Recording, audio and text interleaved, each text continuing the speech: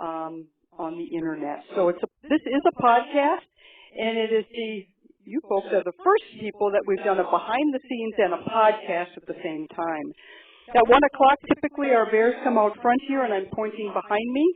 And for those of you on the internet listening to my voice, this is JT or Judy. I'm inside the Bear Center. Typically I'm on the observation deck, talking about some of our bears out in the pond area. Well, we had to get some of our bears, actually Holly and Lucky, we had to put them in their pens. And I'm going to, for those of you worldwide listeners, you are also going to be hearing what I'm saying to our visitors right here in the viewing area who are going to go behind the scenes with me. So as we go behind the scenes, for all you worldwide listeners, you're going to hear what we tell the behind the scenes folks, and I will explain about the storm, the damage here at the Bear Center, and why we are doing a 1 o'clock podcast actually as a behind the scenes versus you having an opportunity to see our bears in the pond. So for those of you folks here at the Bear Center, again, I'd like to make a warm welcome for the lily pad people. We do have a lily pad picnic this weekend, and for those of you that are here for that, I'd like to say welcome. And for all our other visitors, we're also happy to have you here as well. It is a warm day here in Ely. I think it's close to 80. You're going to get close to 80s. Not quite as humid as yesterday, but it is warm nonetheless. Well, these are the instructions now for you worldwide listeners that we give all our behind-the-scenes folks.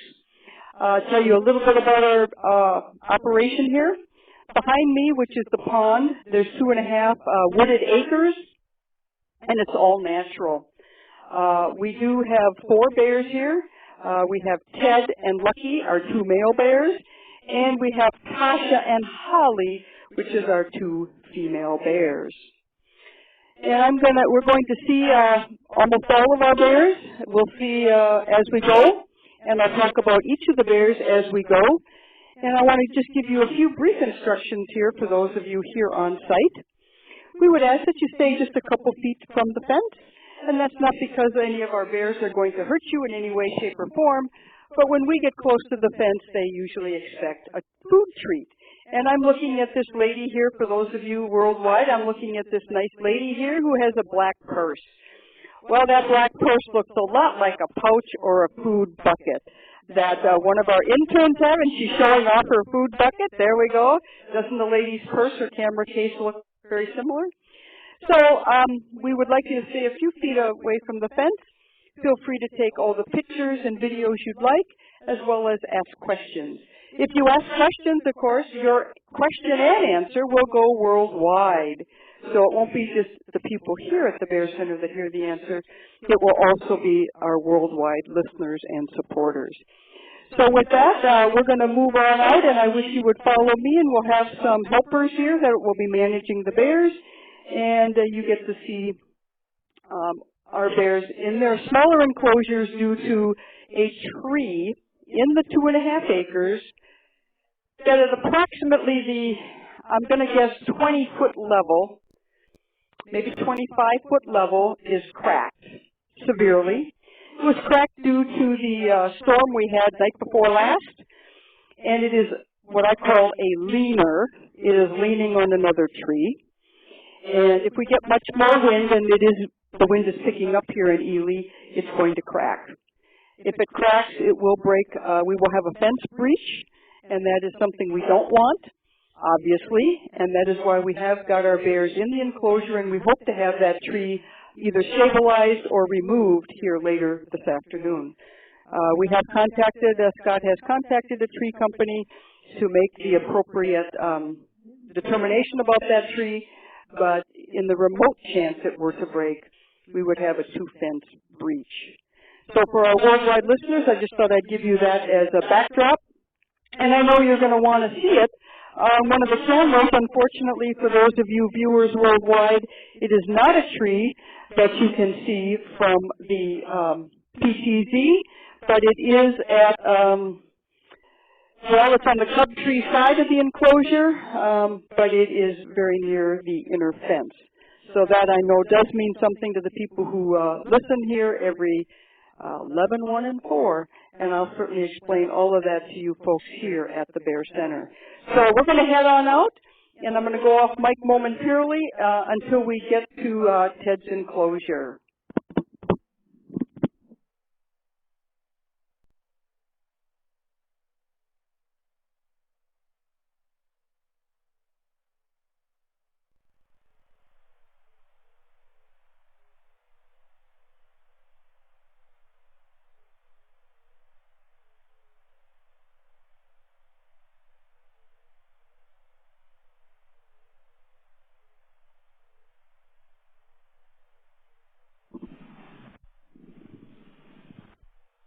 Okay, JT is back on mic, and I'm working two mics at the same time, and I hope everybody not only here but world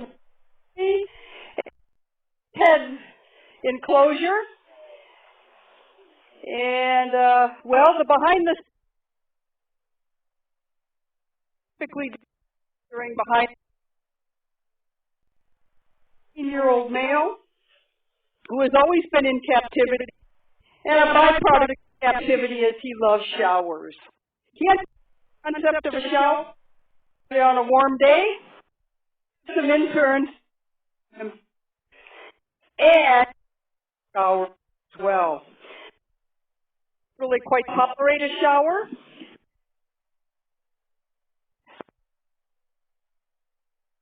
Who's always in captivity and spent the first about 9 years of his life with a family in the state of Wisconsin.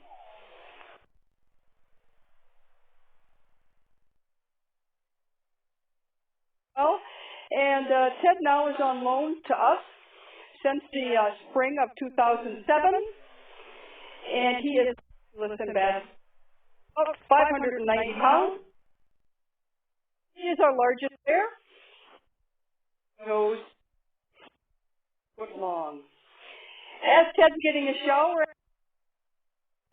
at all, and as I remember the interns earlier this summer, Ted will always, when he's done, got a way of communicating with us, just sitting there.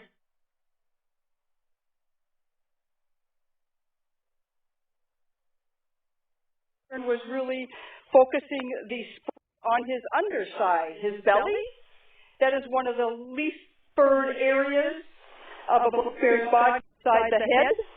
Here, the quickest way to cool down a black bear. Ted is shedding. If you look at his head and up to his front shoulder, which has shed his winter coat, although on his side and the back half of him basically he's still working the vast majority of a wild bear's protein diet. Yes, and they go to beehives, not for the honey, but for the immature bees.